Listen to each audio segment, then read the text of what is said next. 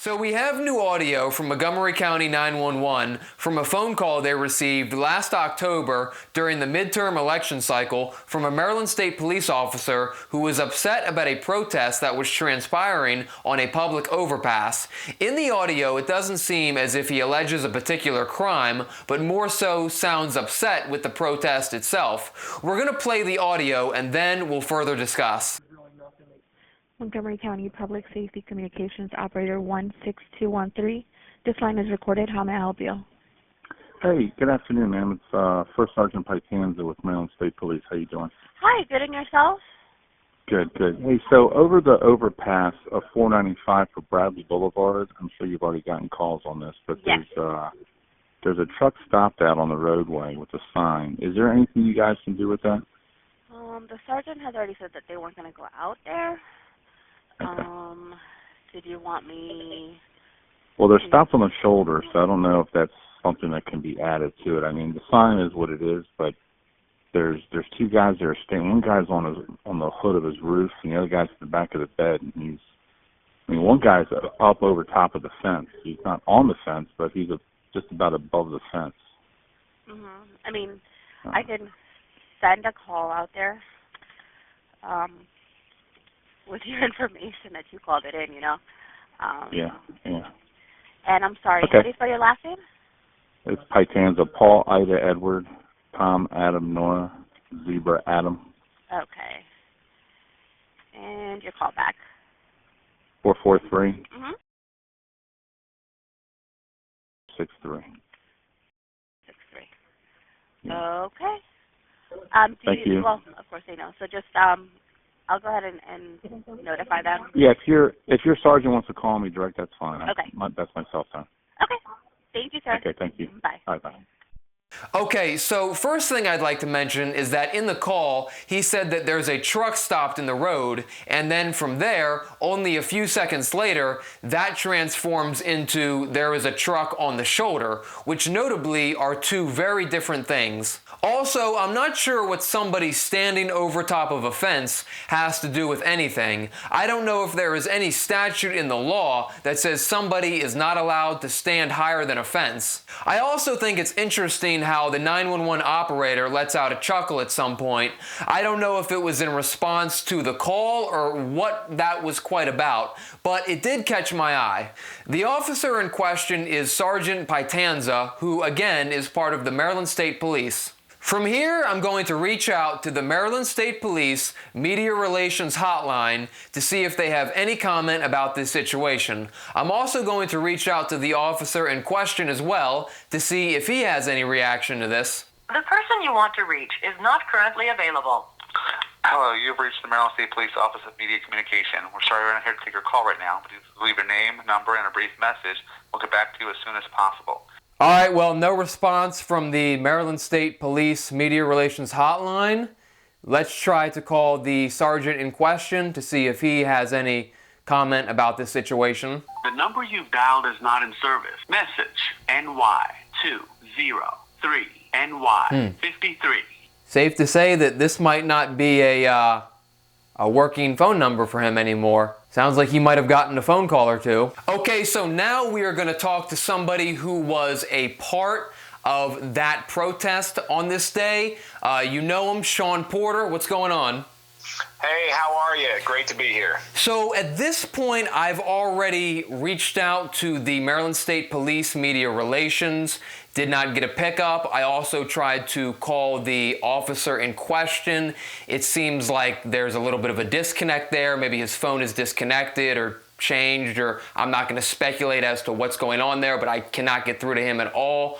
Walk me through a little bit about how you see this whole situation from your perspective. What happened that day, and what do you think this officer Pietanza, what do you think his goal was that day in that call? Well, basically, it's pretty clear what happened. The first actual incident that happened was Montgomery County showed up, and I quickly dismissed them and cited the First Amendment, and the cop was a little bit confused that the First Amendment somehow protected free speech. He quickly contacted the state's attorney's office and described the nature of my signs, and then said, "We're out of here." And there was a Councilman, Evan Glass, who made a press release to Fox News where he stated that my signs would be coming down, and then they reached out to Maryland State Police, and it was spokeswoman Russo, who works in Pikesville, which is where the state police headquarters is, and she actually was dumb enough to say that they were monitoring the situation closely, and they were aware of what was going on. And it was so egregious that she said she was monitoring my First Amendment protected protest right before an election, that I actually had a cease and desist order from Tamar Fleischman, my esteemed attorney and Newsmax contributor, a wonderful lady.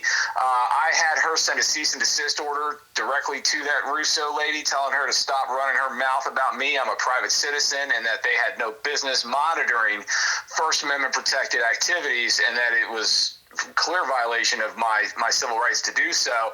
And what the result was, the next time when we were out there a week later, the state police refused to actually make any comments on my behalf. But on that same day is when this individual made the now famous 911 call to Montgomery County 911, asking for Montgomery County Police to try to get me for parking on a shoulder, as if that's somehow illegal, on a county road with a speed limit of, I think it was probably 35 or 45 at that point. It's completely legal to park on a shoulder there, and to protest.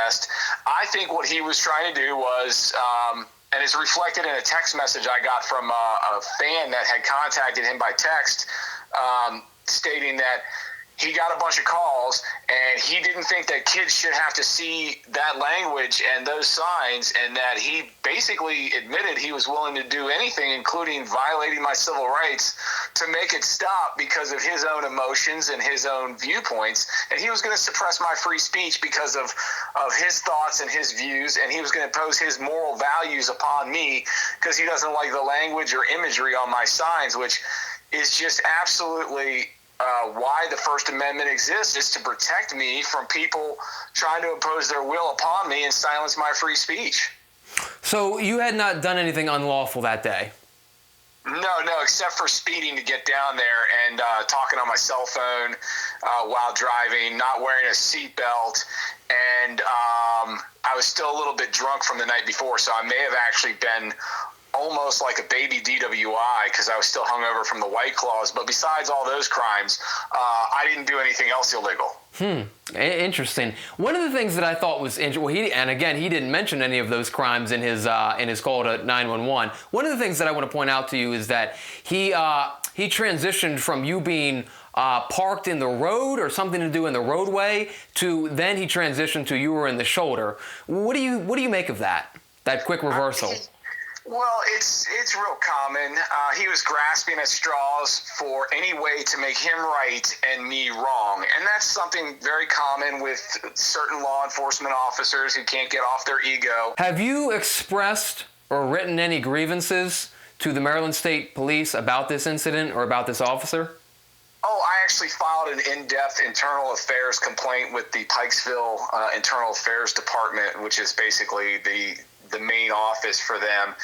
And I've also filed Public Information Act requests regarding trying to find out where this guy actually works so we can go protest outside of his office. We'll be protesting this guy soon. He's on my list. Essentially, I have a list, and I kind of work my way through the list, and I take care of people whenever I can, and the list gets smaller and smaller and smaller until I eventually protest and go after every person on that list. He is now on that list, so he'll be dealt with shortly. Shaun Porter, always good to get your take.